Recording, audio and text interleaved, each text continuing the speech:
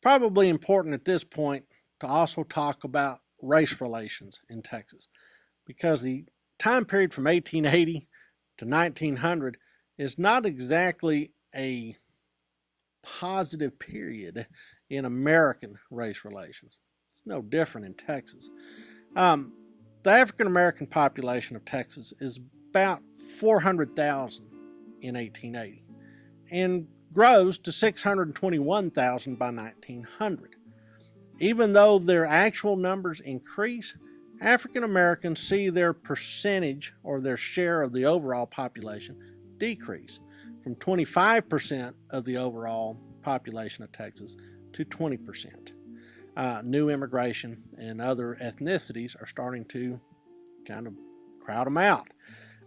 Most African Americans in Texas during this time period are common laborers working in agriculture, in the lumber industry, and as dock workers, typically.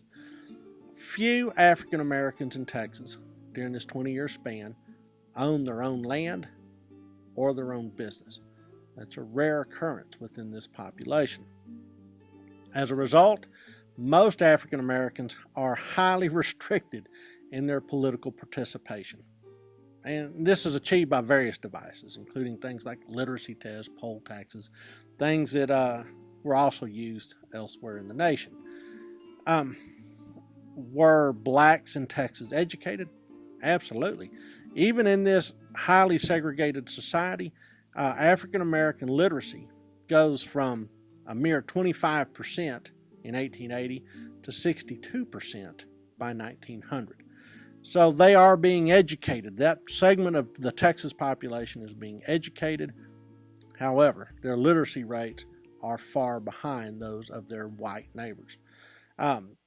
In order to help put some momentum towards the education of the African American Texas community, Prairie View A&M is opened in 1878 as an institution focused in particular on educating African Americans. What did this community have in common? Juneteenth.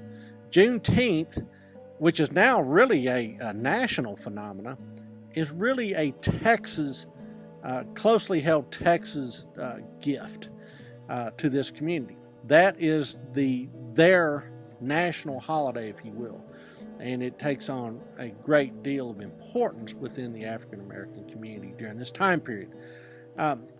Blacks are plagued by discrimination. There's no way around it. And as a result, more than 80% of the vigilante justice and lynching that's visited upon Texans is visited upon black Texans. What about Hispanics? The Tejano population in Texas is not particularly large compared to today. 165,000 is all. And of these, 72,000 are born in Mexico. So the native Tejano population is just not a sizable slice of that 3.1 million population. In fact, it only accounts for about 5% of the overall Texas population, and the Tejano community lives by and large south of San Antonio and down in the Rio Grande Valley, South Texas.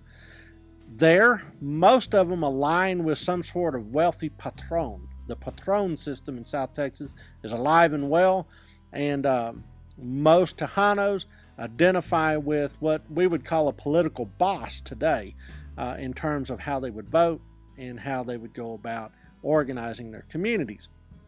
Most Tejanos during this time period, last two decades of the 19th century, are agricultural workers and tended to push their political influence behind the candidates that were backed by their patrons.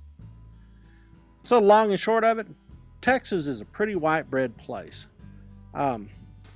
It's a very white Anglo-Saxon southern state by 1900.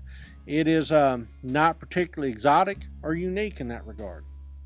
African Americans are serving largely in the laboring classes, and Hispanics are serving largely in the agricultural laboring classes in South Texas.